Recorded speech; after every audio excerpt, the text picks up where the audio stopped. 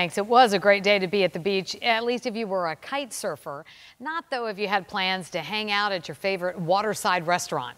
News Channel 5's Matt Cesney spent some time visiting several places out in the wind, and Matt joins us live. Hi there, Matt.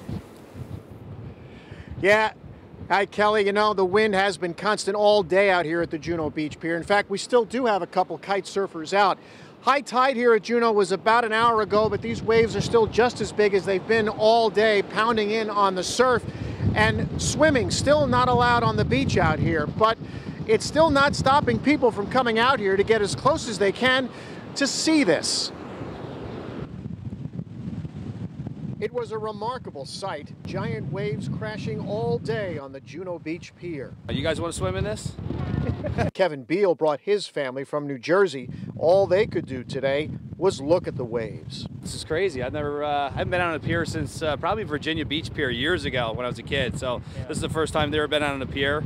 And yeah, it was really cool with these waves. I mean, it's crazy. The day seemed to belong to skilled surfers in Jupiter and kite surfers in Juneau Beach who went wherever the wind and waves took them. Probably the average sea was about 10 to 12, probably dealing with about 25 to 35 knots of wind. Mark Pagano was one of the few boat captains to even try to go out and fish today. Well, it's very windy for sure, and not too many bites, so I don't think it's helping the fishing today. Right near the dock boats at the Sailfish Marina, some took a break from the wind. No, we're loving it. Nothing blown away on the table here? No.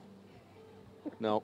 Back out at the Juneau Pier, others admired the power of the waves and what it was doing to the shoreline. It's certainly leveling things out, that's for sure, from what it was from the drop-offs and everything.